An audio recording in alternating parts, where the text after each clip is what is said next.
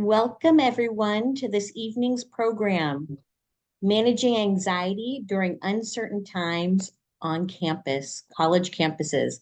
I'm Wendy Singer, Executive Director for No Shame on You, and we are so honored to partner this evening with Rebecca's Dream on this important and timely program. On behalf of both of our Board of Directors, staff, and volunteers, we welcome you to this evening's program. Rebecca's Dream is a strong advocate against mental health stigma while building awareness for the prevention and early intervention of mental illnesses. And No Shame on You is dedicated to eliminating the stigma associated with mental health conditions so that people who need the help will seek it and family members and friends will know how to provide support and to save lives. We want to thank our wonderful community partners this evening that you see on our pre-roll screen. I'd now like to introduce Rebecca's Dream Executive Director, Kathleen Illis, to introduce our speakers this evening. Thank you, Wendy. Hi, everybody. I'd like to thank everybody for joining us. I'd like to first introduce Dr. Joe Novak. Is a licensed clinical psychologist in Illinois with 35 years of experience. He has served as an administrator of adolescent and adult inpatient and outpatient services at Northwest Community Hospital and was the CEO of Maryville Behavioral Health Hospital. Dr. Novak is a partner at Solutions North Shore, a concierge-style practice dedicated to helping parents find solutions for lasting changes in their families, owner of Joseph J. Novak, PC, and a consultant to communities and industries, specializing in psychological needs of youth, families, and adults. He emphasizes the connection between physical and emotional well-being. Dr. Novak also has extensive experience in speaking and consulting for communities, government agencies, and corporations. Hello, everyone. And we also have Dr. Anat Geva. And Dr. Geva holds a Bachelor of Science in Psychology from the University of Toronto, a PhD in Clinical and Experimental Psychology from the University of Michigan, and a JD from Northwestern University Pritzker School of Law. She has extensive experience in psychotherapy, civil rights, and employment discrimination law with a focus on mental health cases. Anat has also held leadership roles at Chicago Jewish Day School, significantly increasing their annual campaign and overseeing a major campus renovation. She serves on the board of Camp Young Judea Midwest and is a graduate of Wexner Heritage Program. Good evening, everyone. And we also have Naomi Shoulder, who is a senior at Tulane University studying public health and sociology. She is passionate about promoting health equity and supporting underserved communities. Naomi joined No Shame on You 2 summers ago through JUF's Lewis Summer Intern Program. As you can see, we are in good hands this evening. Anat? Okay, thank you very much. Good evening, everyone. Welcome to tonight's program, Managing Anxiety on College Campuses During Uncertain Times. I want to just start off by acknowledging that I want everyone just to note that we have students attending tonight's program, and we also have some parents in the audience. And I'm just going to start right now with just sort of giving a little bit of background, maybe remind us why we're all here tonight. College campus, it can be a very exciting place to go to, and it can also be a little bit anxiety provoking. And a lot of this anxiety is typical, right? So for students, it's things like it might be their first time away from home. It might be the academic rigor, something that they're sort of anxious as they're adjusting to it. The social scene, it's all new people. There's also what will I be studying? There's a lot less structure on campus than there was back at home in high school. And of course, in the past year, we've also had the tensions resulting from what's going on in the Middle East. And then for parents, it's similar anxieties alongside the idea, sort of the questions, I guess, anxieties about how is my child doing? What if they don't do this? What if they don't get the classes they want? How is this crisis, this Mideast crisis, impacting their experience? If your child receives services, you might be worried, are they going to access the resources? And of course, there's the fact that your children might be far away, or at least far enough that you might begin to feel a little helpless and some anxiety about also not knowing what's going on if they're not keeping you up to date. And in the most recent APA Stress in America report, which was in late 2023, respondents were asked to name factors that are stressing them out. And high on the list were things like political divisiveness, so like the election season that is upon us, global conflicts that included Ukraine, Sudan, and notably now in the Mideast, climate change, and issues around racism and discrimination. And campus environments are not immune to these stress factors. And I'm actually wondering if anyone in the audience has anything else they want to add that was not mentioned in terms of stressors on campus. And just a reminder, this is anonymous, I believe, and only the presenters. Yeah, so school, academics is one thing that I'm seeing on here. Roommate stresses, that's another one. Yeah, so there are some things that can be anxiety provoking on campus.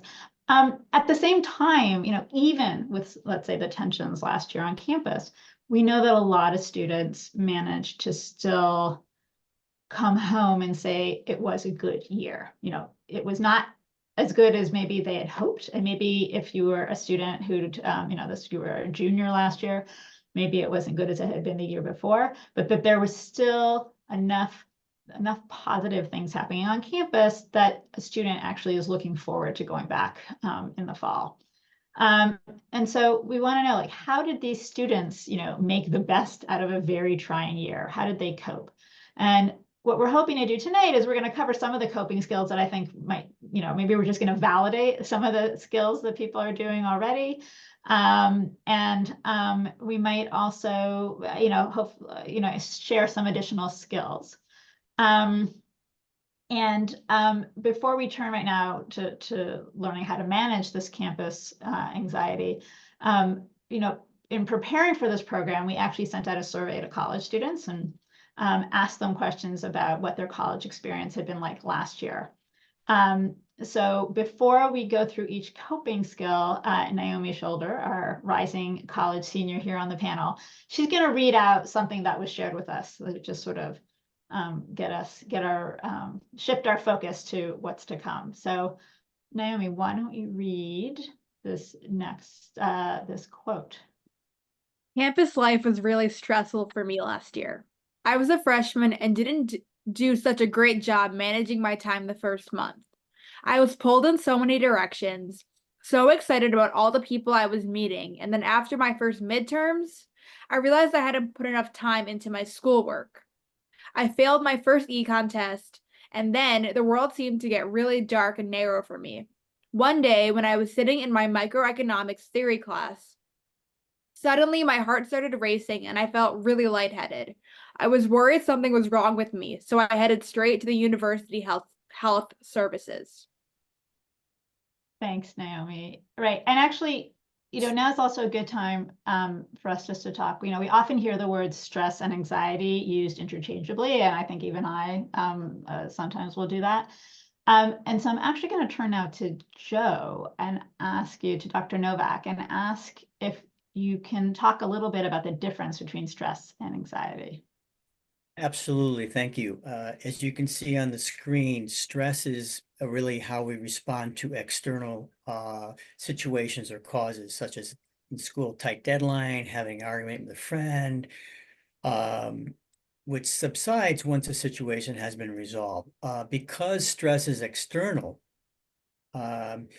tackling these head on can help. So if you're experiencing prolonged chronic stress, there are many ways you can really reduce that stress, because part of it is recognizing it's something happening on the outside and you have an opportunity to respond to it, and your body and your brain are realizing, okay, this is happening. So what do I need to do about that? Well, it's about gaining control of your body, for example, and also relieving the stress in your head. So physical activities, we know, is so helpful, and we're going to talk about that a little later.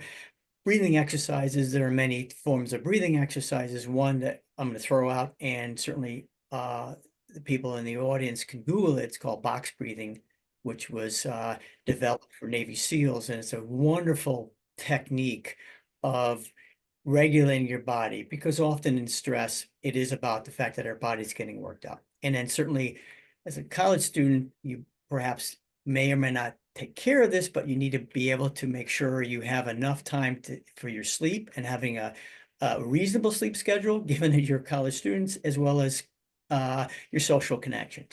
Anxiety, on the other hand, is where we react to stress, and anxiety is internal.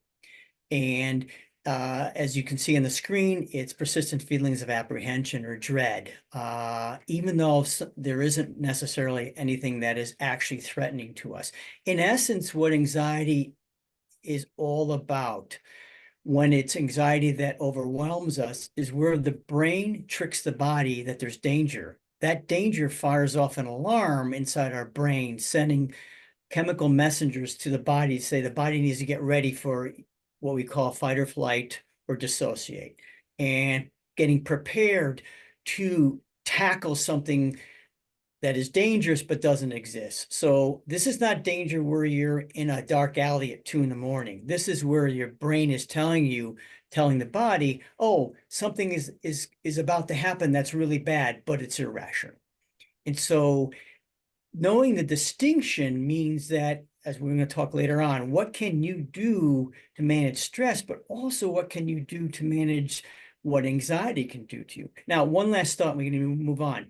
We often talk about stress in this context. Now, there is what we call good stress and anxiety. There's what we call good anxiety. Good anxiety is where you are going to give a presentation in front of your class, and you have a level of anxiety that if you manage it, it allows you to really be very successful in the presentation. What do I mean by that? Well, you're going to have a bit of adrenaline, but that adrenaline allows you to be sharp, clear, be able to retrieve information, be able to articulate, and to be successful in the presentation. So don't want to paint the picture that anxiety is all bad. It's when the brain tricks the body that there's danger when it doesn't exist.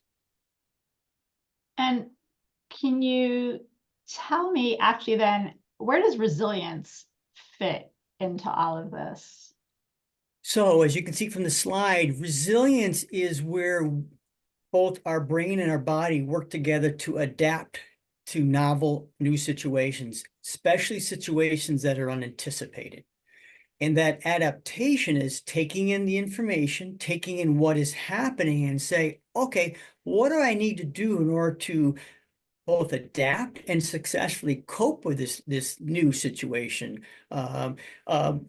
Some people in the audience may be freshmen in college this year, and there's others that are incoming.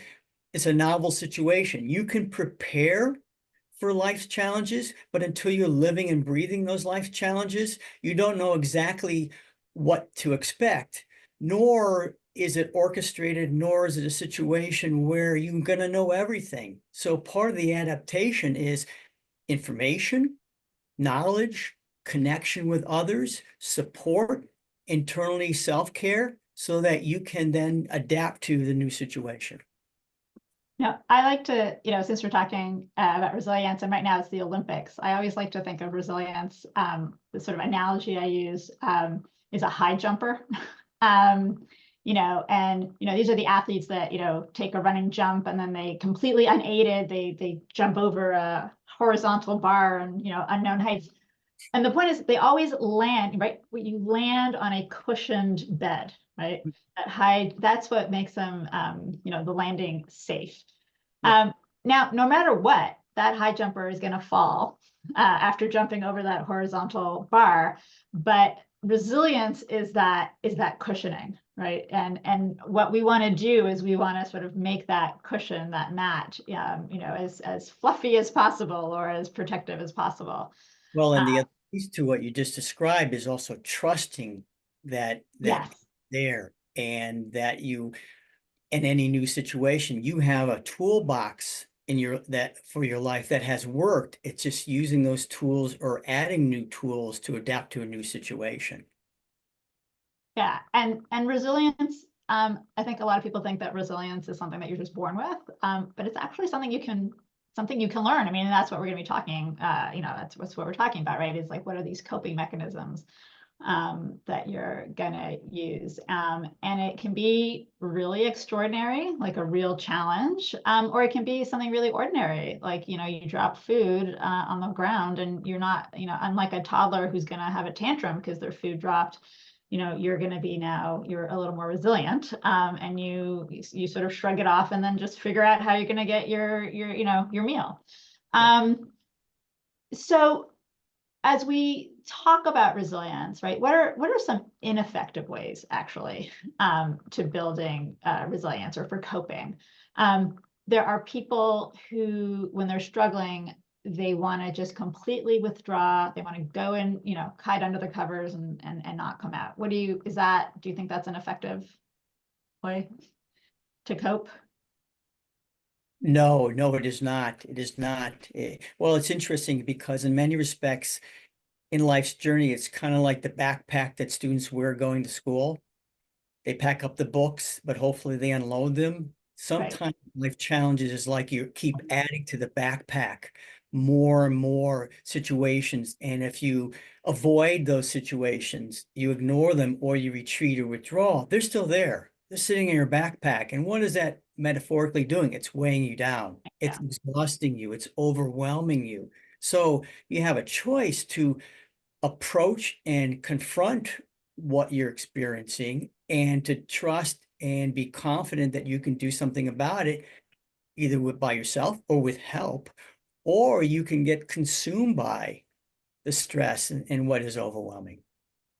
And then another strategy that that is common, right, is turning to substance use. And so putting aside the issue of legality, what are your thoughts on alcohol, cannabis, whatever else is out there for coping? Well, I know on college campus, kids are going to be exposed to a lot of choices, and there are consequences to those choices. And so certainly, yeah, let's be honest, there's marijuana on college campuses, there's drugs on college campuses, there's alcohol on college campuses. And so you have to make your own decision as an individual and as a student that you're exposed to that, and how do you want to deal with that and cope. The risk is when you're really struggling that you seek out drugs and alcohol as a way of escaping and as a way of numbing yourself to the effects of that stress. The reality, though, is if you do that, you're going to at some point recover from the alcohol or drug if you choose those, and then you're still going to be faced with life situations. And then if you're coping through drugs or alcohol, is your next step then to say, I need to increase my drug and alcohol use because I don't want to deal with this? Well, that's going to lead down a very quick pathway where you're not going to be able to successfully cope. And if the whole point of being in college is to be successful as a student, successful as an individual, successful as a friend, and in your social life, that's not going to happen. Also, I think another, particularly with marijuana or pot, we now know there's been this increase in cannabis-induced psychosis. And I think particularly young men under the age of 25 are susceptible to it. So I think that's even like another sort of reason, a very pragmatic reason to consider. There was a British study that came out about a decade ago where they followed 18-year-olds in colleges and discovered that there is that vulnerability. Absolutely. And certainly cannabis is more that we want to study, but to your point, it's recognizing there is risk. Right. Let's turn now to then some of our, some of the strategies we want to talk about. We're gonna talk about self-care. We're gonna talk about social media, and whether it's helpful or not. The importance of community, the importance of asserting control wherever you can, and then the importance of having some strategies when you have hard conversations with people. Let's actually start. We'll start with self-care. So if we want to go to that, and Naomi, why don't you read to us what one of the students told us? When I think about the upcoming presidential elections and what campus will be like this fall, I want to vomit. Lurking beneath the surface is a constant fear about the future, my future. Sometimes it feels debilitating. My therapist told me that you can't get water from an empty cup, and she followed up with some information about how I can conserve my energy and develop a long-term strategy for maintaining my well-being. I thought about what I enjoyed. I noticed that I always feel great after I go with my neighbor to a yoga sculpt class on Saturdays. I signed up for a class tomorrow and I'm really looking forward to it. Thank you. Yeah, so self-care, the idea behind it, right, is that you're engaging in activities that give your mind time to rest and then to reset. And you're doing things that are helping you live well. Let's go through some of the items. I'll look to you, Joe. Sure. And one important takeaways from self-care is it's the gift you give to yourself. Right. It's something you don't get from other people. And so you have that opportunity and you have the power to take care of both your mind and your body. So, we always start with breathe, breathe, breathe. And why do we start that way? Because when we're talking about stress and anxiety, our bodies can react and get worked up. And so one of the first important steps is self-regulating the body. Why? Because when you regulate the body, the brain works. This part of the brain, what we call the prefrontal cortex, which is the part of the brain that is the rational thought, the memory, judgment, impulse control, that doesn't necessarily work when you're super stressed and your body is vibrating. So breathe, breathe, breathe. Meditation, there are wonderful meditation apps out there that can really be very calming and get you really centered. Mindfulness is talked about so much right now. And what does it really mean? The essence of mindfulness is being in the moment, allowing your senses to allow you to experience without judgment. That's really the definition of mindfulness, to not judge the situation. And how often do all of us find ourselves in a situation where we judge? And what happens when we judge? It creates more stress. So allowing yourself to take a walk, take in what you see, you hear, you smell. Grounding exercises. Grounding exercises is really about saying, in this moment, I'm going to be mindful, I'm going to breathe, and 5, 4, 3, 2, 1 is in essence saying, all right, what are 5 things that I notice that I can see in my environment? What are 4 things that I can listen to and hear? What are 3 things that I can even touch? And what are 2 things that I can smell? And what is 1 thing that I can taste? Using your senses to get you grounded. And you can do that anywhere. You don't have to have a special situation in order to do that. And spending time outside. The outside environment, what nature has for us, even a college campus with trees, with parks, with cool architecture can be wonderful. We talk about be creative, art, listening to or making music, dance, especially with dance, because dance is movement. And we know that with movement, it can have a very calming effect. checking in with friends and family members that you can just talk to know what's on your mind. Why is that important? Often when we're struggling, we have a monologue in our brain where we get stuck into these thoughts that we just can't seem to find an exit to. When we have a conversation, it's a dialogue. That dialogue allows us to say out loud what we're thinking, and in that interaction gives us a way out rather than feeling stuck. Physical and mental health toolkit, that means really what do you have that you have in your toolkit for exercise. Yoga class was talked about a moment ago above in that one scenario, to really on a regular basis have physical activities, sports, as well as other forms of exercise, taking a walk. We know that research shows physical exercise also helps for better sleep. And the mental health toolkit is thinking about who you are and what you need in order to take care of your mental health. For example, I've worked with many clients who are introverts, and introverts need to recharge. They recharge with quiet time by themselves. An extrovert recharges by engaging with friends and being out there in the social environment. What is best for you is what you need to be aware of and to recognize. If you're an introvert, that's okay to recharge in your room by reading a book. If you're an extrovert, it's okay to go out and hang with friends because it rejuvenates you. And supportive network, in other words, your friends, your family, the people that you trust are going to be there for you. And last but not least is self-compassion. And that is, cut yourself a break. Be kind to yourself. If you aren't kind to yourself, don't expect it to come from somebody else. Yeah.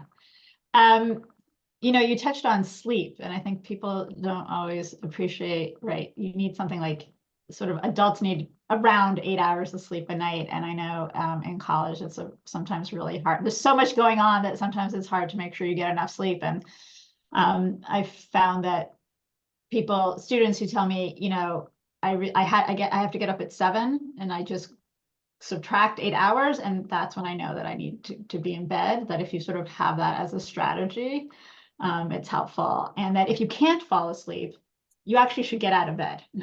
Don't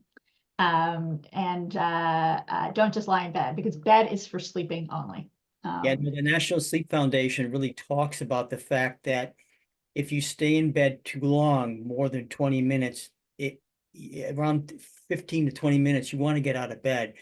And here's why: because otherwise behaviorally not sleeping in that bed becomes reinforced. So Right. the recommendation is, if you're not able to fall asleep after, say, 15, 20 minutes, get out of bed, but be prepared to have a night lamp, not bright, and a chair where you can kind of sit. And the recommendation is read something, a physical book, not an electronic book.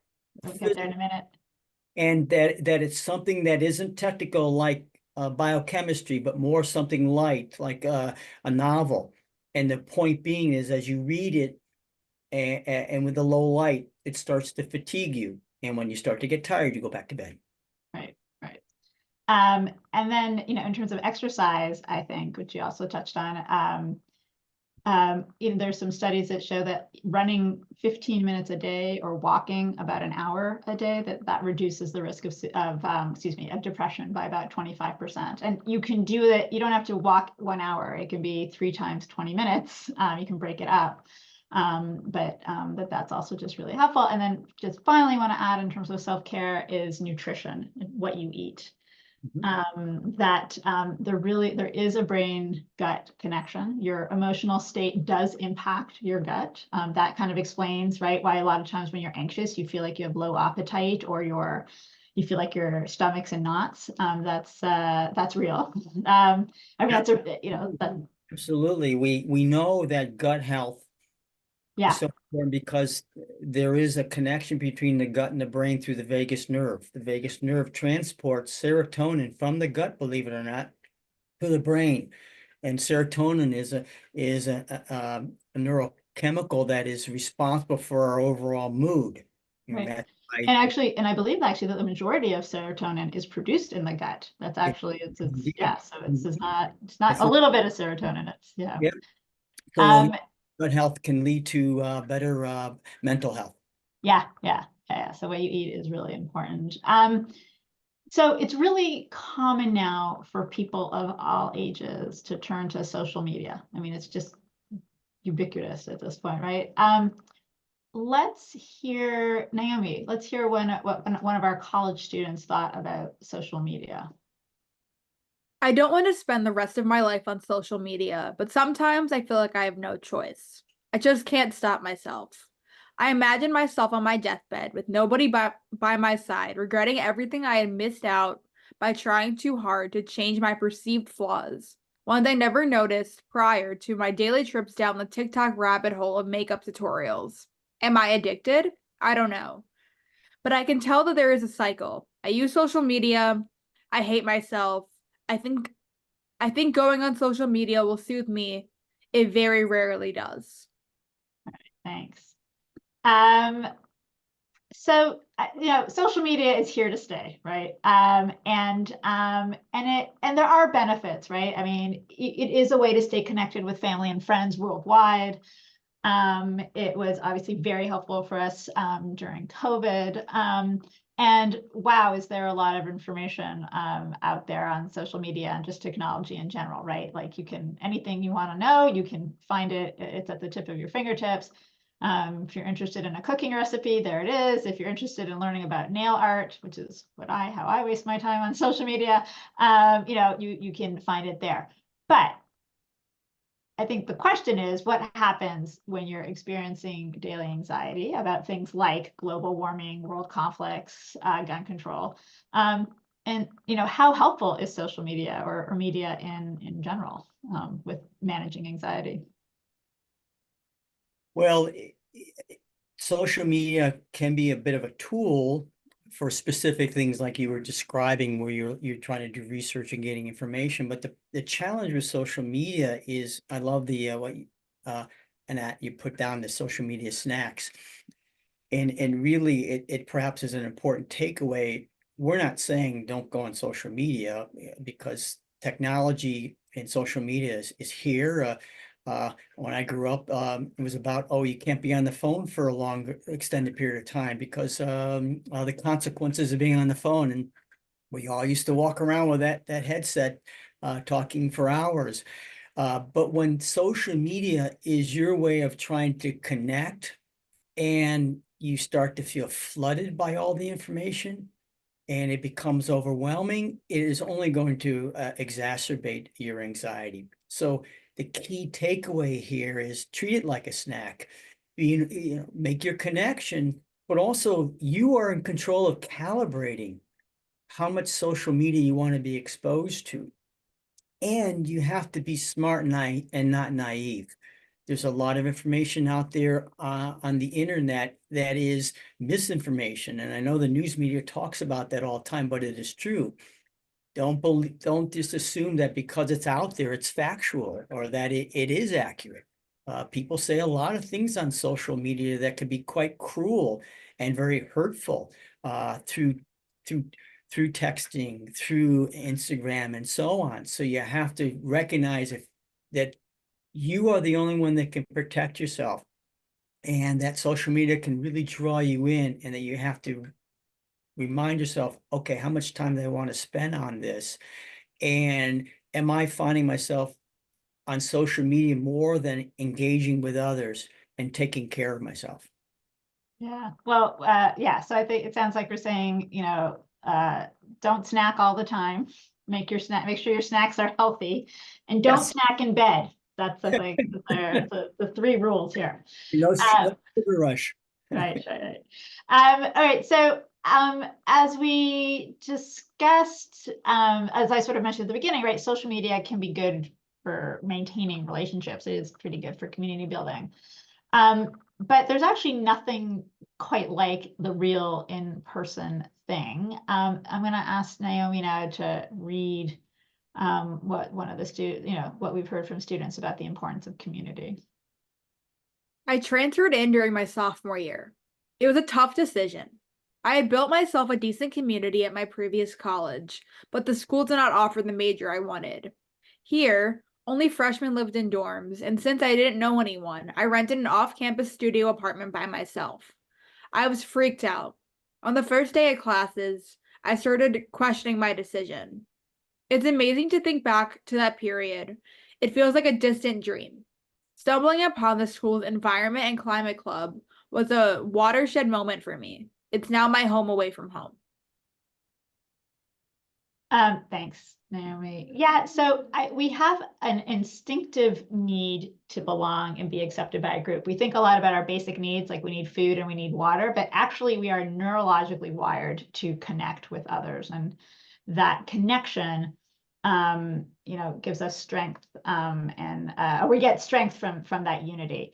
And the events in the world and on campus, they've been making many people feel less supported socially and less safe. But it's that shared experience that actually is what will build resilience. So let's talk a little bit then, Joe, about what's the importance of community. Well, it's so valuable because one of the reasons why students choose to go to a college campus is community, is having others their age to participate and experience the college life. And so as we said, with some of the events that have happened on college campuses, in particular in the spring with the issue about Israel and Palestine, and people getting emotionally charged, you can start to feel isolated and feel alone. And we know that when one feels alone and isolated, that it is contrary to who we are as human beings, that we strive to be part of our own social village and our own community. And that connection helps us to feel stronger and feel confident and not feel alone and feel like it's only happening to us. So the point is that you want to recognize when you're on college campus, one of the reasons why you went to school is to experience new relationships and to maintain those relationships and those connections, and as opposed to drifting away, and to recognize that if you're feeling afraid, what you can do to get yourself help, but also the friendships and the relationships you have to talk about it, because you're probably not alone. If you're feeling afraid, I suspect a friend or friends that are also there are also feeling that way too. And together you can both support each other, prop each other up, and also with collective action, think about, all right, what are some of the things that we all can do for ourselves on our college campus so that we know our voices are heard and it makes a difference, rather than feeling helpless and feeling like we don't matter. And I think that that's somewhat what I sense with some of the students I worked with this past spring, is they felt like they didn't matter, that they were marginalized, or that others are more important. And I have great concerns about that. And so the opportunity to be part of your community and to not retreat away, but actually embrace, means that you have that kind of support system that is going to carry you through whatever situations happen on college campus, not just the spring, but there are going to be situations that happens on college campuses. For example, a tragedy on a college campus where there's a suicide. It happens. I'm saying it out loud. It happens. And to suffer in silence or to suffer alone is devastating. To be able to talk about it with each other and to do something about it, saying, okay, what can we do about this? It happened, and where is our position on mental health on our college campus, and how can we advocate to our administrators to make sure that mental health is a #1 priority, as an example. Yeah. And I think also something that you touched on, right, is the need that community is where we get, where we find psychological safety for ourselves. So identity safety, right? So this means you're comfortable presenting your authentic self, your values, and it's really critical for students, well, for anyone, right? But for students to have places where they can nurture their identity safely. And that's one of the things that's, and that's why community is really important and why you want to find it somewhere. It ultimately fosters, some hope and that connection, and really is a big predictor of mental well-being. Another skill or coping skill is actually somewhat also just a sort of a frame of mind that one has. And that is finding something over which you can control, sort of recognizing what is in my control, and how do I exert agency over that. And I'm going to ask Naomi now to read about what someone wrote that was control related. Around the time the encampment started, I had had enough and could not take it anymore. Campus felt poison to me. This school had been my dream school, but now I walked around with a constant knot in my stomach and couldn't wait to leave and return home for the summer. But I still had a few more weeks to go. On the way back to my dorm, I ran into a good friend who lived down the hall.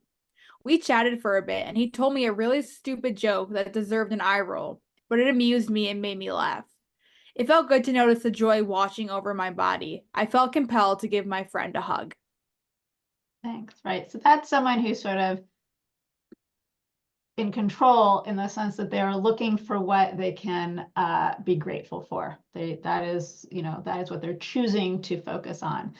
And we know that crises and conflicts lead to increased anxiety, in part because they make people feel powerless. And it sort of highlights the uncertainty inherent to our to life.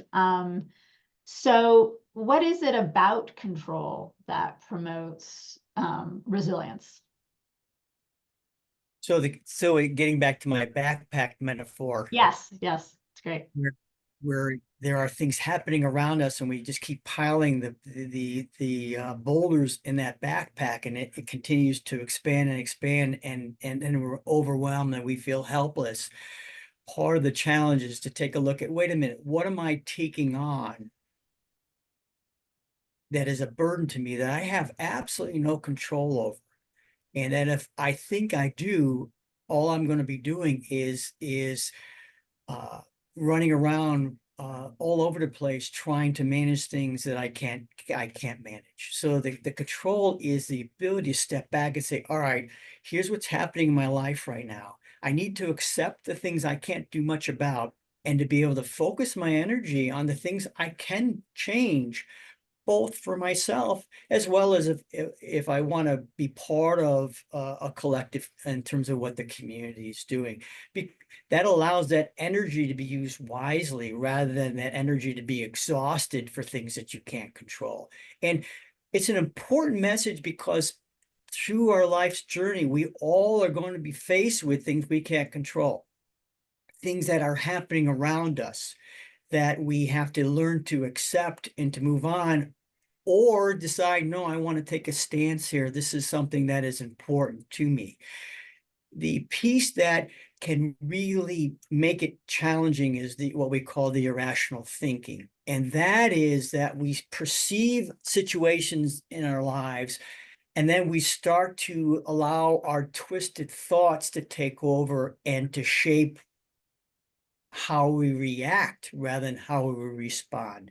A great example of that, which is a fuel for anxiety, is catastrophizing, where we take real life events, and instead of putting them into the right context and shaping them in the right size, we make it a catastrophe that, oh my God, this is the end of the world, and this is going to be something that is impossible for me to deal with, and I'm just going to it is the old metaphor that you are the snowball going down the hill, and all of a sudden the snowball gets bigger and bigger and bigger and bigger, and now you're a boulder about to crash. And all you needed to do at the top was saying, all right, I can stop this. But as it becomes the boulder, you can't stop it. The inevitability is you're going to crash. And so irrational thinking produces that, oh my God, this is the end of the world. And then when it's the end of the world, what does that mean? That means I'm helpless, I'm powerless. And when you feel powerless, that is a frightening state of mind to be in.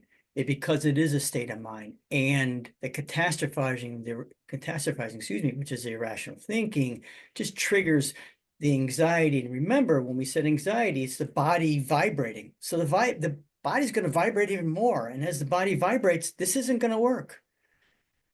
So the key thing is to be able to regulate and say, all right, here are my choices. I can go down this pathway or this pathway. This pathway is not going to get me anywhere because I really can't do much about it. I can go down this pathway. And as you can see, there are things you can do to have personal control. We talk about small, medium, large. So who has control of your breathing? Well, you do. Your parent can say, breathe, Johnny. Or you can recognize, I'm breathing because I know I'm alive, but when I pay attention to my breathing and regulate it, wow, something wonderful happens. I begin to gain control over my body, and my pulse isn't racing as much, and I'm not as tense, and my heart isn't pounding. Oh, and boy, I was sweating. My hands were drenching. Now they're not anymore. That's a small thing of control. Medium is gratitude, being able to say what you are appreciative of in life, both for yourself, for your family, for your friends, for the world around you. And why is it important? Because when we're grateful, it triggers a positive mental attitude and a mindset that allows us to be successful. And then there can be an example of a large getting together as a group and saying, you know what, this is important to all of us. What can we do to affect change and to feel a sense of power that we can do something about this? It may be a small change or it may be a large change or in between, but at least it's feeling like, wow, I'm not alone. I've got a group that we all are really focused on making a difference. Right. And also, it's also important to actually practice these skills all the time, not just when you are in the midst of a crisis, but actually you want it so that you want to practice when there is no crisis, because then you're just, you'll be better at it. Example that, how do we get to the point of habits, good habits? Yeah. It's small behavioral changes. You start small, you do it consistently, it becomes a habit. Absolutely. Also, there are negative habits that can go. Yes. Right. Yeah. It always starts with, are you going to choose to do this? Do it and keep going. Exercise is a great example. People talk about exercise. You have to say, I'm going to do it today. Appreciate and be grateful that you did, and say, hey, I can do this tomorrow. And then over time, it becomes part of your life. Right. And so another thing that one could control is our responses to conversations, like how to engage in a conversation rather. And so that's actually the last skill that we're going to talk about. And I'm going to ask Naomi to, again, read something about conversations. I have loved my college experience overall, but this past year, I felt a lot of pressure to take sides and declare where I stood on the Israel-Hamas conflict. And my experience was that there was only one acceptable answer. How absurd to think that a conflict of this complexity can be reduced to a few trite words. The polarization on campus weighs heavily on me. I wish we could foster more open dialogue and conversation. I wish we didn't have this expectation that every conversation with differing views now leads to a confrontation, to a protracted battle. Right, thank you. Yeah, so this speaks to the anxiety that many people are experiencing that actually has to do with tension in relationships or around interpersonal communications. And it's a lot of students now are having to navigate really tough conversations and tough discussions on campus. A lot of people, by the way, are having to navigate these conversations in the workplace as well. but in the context of hyperpolarization. So, how can we make these conversations more strategic, I guess, or how do we ensure that these differing opinions don't become, as Naomi just read, battles? I'll just start with one thing that I think is a very important sort of approach to these conversations, is that I think that it's sort of very easy to go into a conversation these days and think about what it is that that differs between people. Like, how is your opinion different than my opinion? Instead of actually starting from a place of, actually, we have a lot in common, and let's search for those commonalities. Because if you search for differences, you're going to find differences. But also, if you search for commonalities, you're going to find commonalities. And that often makes conversations a little less emotionally charged. But there obviously, let's talk about some of the other ways if you want to start talking about any of them. Sure, and to piggyback on what you Yeah. just said, there's actually that mindset that one has going into those conversations. And most importantly, in any effective communication, if you go into it that you're not wanting to listen, but you're only looking for validation of what you already believe, it isn't a conversation. It isn't really effective communication. Effective communication is having a conversation with somebody, even in a state of having passionate conversations because you believe so strongly in something, but the willingness to listen to what the other person has to say so that there is an opportunity for shared perspective. So important, and yet what we're seeing, which is the polarization, is that people are not necessarily choosing to listen. They're choosing to say their mind, and when somebody says something that they don't like, they're being reactive. So evaluate realistic outcomes. You're going to have a conversation. Really, what is your expectations? And those expectations realistic? Are you walking into a situation where you've got your argument and you think you're going to be swaying all those people that you're talking to because your argument is the best and the only argument? If that's your expectation, you're going to be prepared. You have to be prepared for disappointment. Listen to understand. It is the foundation of communication. It's the foundation of how humans connect, is to be able to listen. If you're talking when somebody else is talking, you can't listen because humans don't multitask.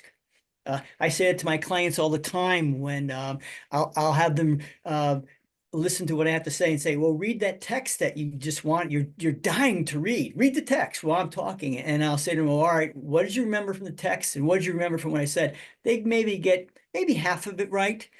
The human brain doesn't work that way. You have to be able to listen. And anticipate differences in opinions. That's who we are as human beings. We have our own perspective, even when people are aligned in one camp, for example. There still are different opinions about tough situations.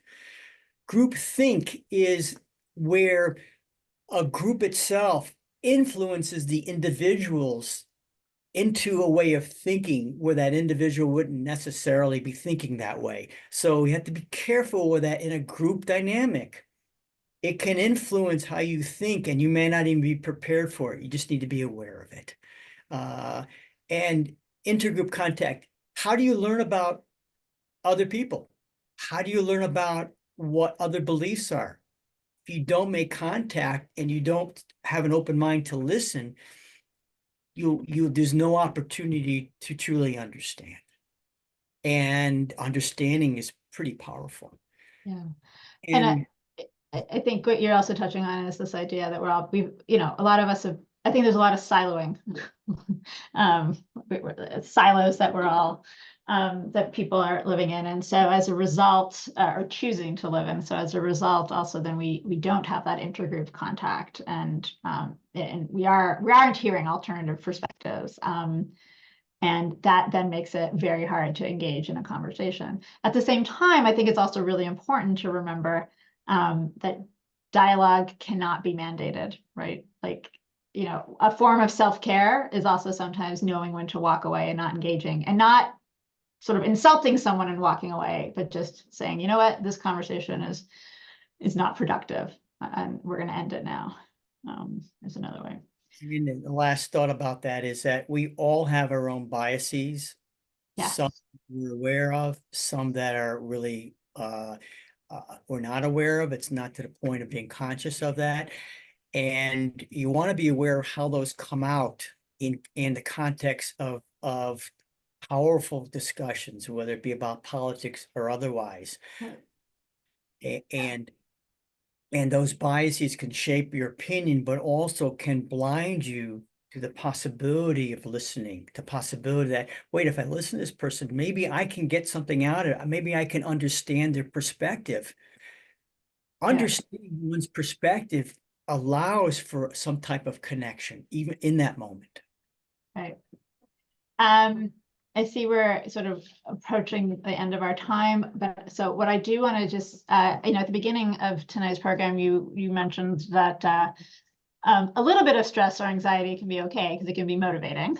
But how do we know when it's time to ask for help? And that will be on the next slide.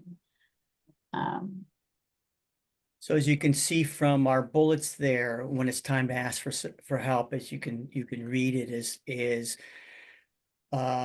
significant, remarkable change in your overall mood and level of activity from somebody who was out there as an extrovert, engaged, to retreating and isolative, where your mood becomes dark and you don't feel like there's any way of getting out of it.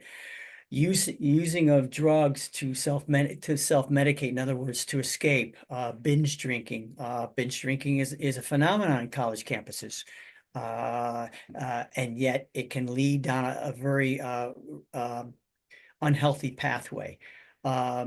Increased irritability, verbal or physical aggression. Often those can be warning signs of both anxiety as well as depression. It's really where your body is just not regulating and you have very little tolerance of any additional stress. Certainly talk of suicide or self-harm is an immediate need for help. Using substances at home, not caring about getting caught, where there's no longer any care about risk and the dangers of it. You're just doing it because you need to use the drug or alcohol to escape. Anxiety that becomes so paralyzing, that you feel like you have to be a prisoner of your home or your dorm room, that you can't go out because the outside world becomes too dangerous. And intrusive thoughts, thoughts that you don't feel like you can control, and they are getting in the way of you being able to function, getting in the way of you being able to be successful at school. And as you can see, we put down the suicide hotline because it's an important thing to note and to acknowledge. Yeah, and I'll say, by the way, that number, that 988 hotline, it's both if you yourself are struggling or if you know someone who you're concerned about and you want some resources, you can call that number. When students go off to campus, I think one of the big fears, of course, is, you know, where do I go to help? Where do I go for help? And I think also parents also don't always know what is available on campus or what are the options. So let's, you know, let's talk about that. It's not to I know we're running out of time, but just as a list, there are resources, human resources, as well as resources for being able to discharge your stress and your anxiety. So we can see resident hall assistant, student services, which and career services, and remember, they have expertise. That's what they're there for, to guide you. You're not expected to know everything. Fitness center, recreation is a wonderful way, as we talked earlier, when we think about the triad of health, which is sleep, diet, and exercise. Exercise, getting that energy out, really helping both physically, but also your mental health. Faith and spirituality. If that is something that is what you need, by all means pursue. If that's something that you have been pursuing and you've abandoned it, get back to it. Go back to the resources and the tools in your toolkit that work. A primary care physician is when you're struggling with physical, even mental health, and you don't know what to do. That's where your doctor can come into play as an expert to help guide you.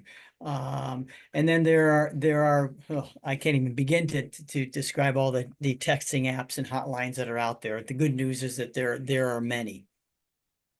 Yeah, and I think if you just look for hotline or app online, this is a good time for when you use technology. Good use. Yeah, you can find quite a few. Okay. That's there are a lot of options, and I think sometimes people don't know how to begin, but I'm hoping that tonight we were able to sort of establish some like a baseline for how you can care for yourself. And I'm gonna turn it over now to Kathleen to. We have a couple questions that I'm gonna Oh, Wendy. Okay. just a couple that we'll do. I think they're important questions. One question is I'm a parent and my daughter is on campus that is away, and it was a really stressful spring for her. I felt like I was supportive. I wasn't as supportive. I wasn't as helpful as I wanted to be. Do you have any suggestions of how to be a supportive parent from afar? Great question. I'll jump in real quick. I think one of the things you have to do is cut yourself a break, first and foremost. It is a tough feeling, and I was there, where you are a parent and your kid is hours away. There's a certain level of feeling a bit helpless that you want to be there, and you want to shrink wrap your kid in a protective bubble of security. Doesn't exist. So I always stay tuned in, stay connected. And you want to balance that. It's not that you are going to be texting every moment, but stay tuned in and really ask your child, how are you really doing? And where do you need my help? And also ask, which is also supportive, what is making you successful in school right now? What are you doing that you're enjoying? What are you doing that is both academic, social, and otherwise very positive in your life? So it isn't about negative, or the assumption that even though there's stress going on out there, that that your child is struggling. Let your child express that. And as you tune in, parents have a sense of their children. They know the words, they know the mood, and you ask those questions. You check in, not in a way that you're bombarding them, but the honest asking the questions. Thank you so much. The next question is from a student, and the student says, I am truly addicted to social media. I live in a dorm room where I can't put my phone in another room, and I am a doom scroller. Any tips for some small goals to reduce? Well, if you believe you are indeed addicted, here's one thing I would do as an experiment. Take your social media and put it in a drawer for a half hour as a start for the day. And have a plan that you're going to go do an activity. So you're gonna leave it, and you're gonna go take a walk, or you're gonna go spend some time with a friend, and begin to recognize in that moment, wow, I don't have the social media and I'm enjoying myself. Hopefully that's a start of the pathway. Say, wow, I can enjoy life without my social media. And frankly, if you feel like you are so attached to it and you can't break free, that's really where you may want to look at help, where there's an opportunity to seek out a counselor who can help guide you and give you some real specific tips. But you can start off experimenting. Say, hey, you know what? I think I am one of those people where I'm addicted. Let me do an experiment and let me put it away. Okay? Because frankly, you do go to sleep at night, right? You do sleep. So unless you're telling us you're waking up every 10 minutes to look at your social media, you're allowing your brain and your body to shut down and not be attached to that. So that does tell us something. Excellent advice. Well, now want to close up because we want to be sensitive to everybody's time. And we're going to close up and bring on Stan Slovin, the president of the board of directors for Rebecca's Dream. Stan, are you here? How's that?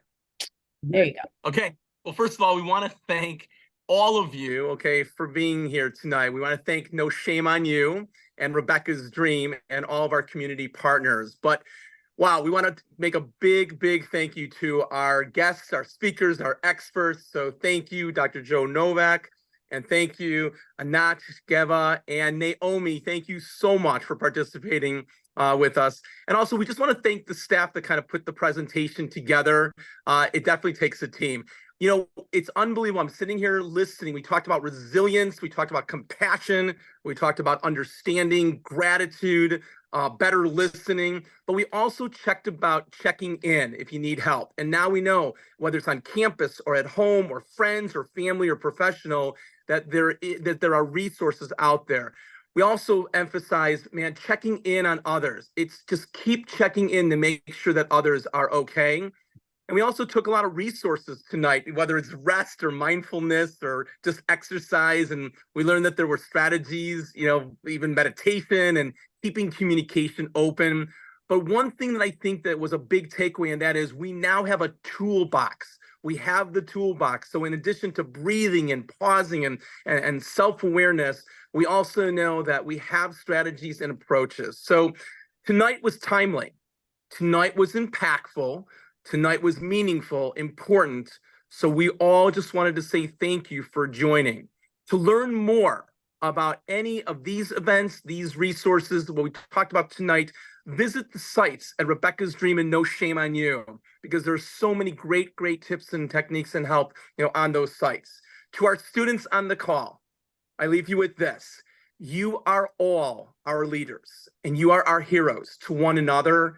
We are listening to you, and we want to thank you, especially all of you, for sharing. So thank you. Have a great semester at school. And we want to just thank everyone for joining us tonight.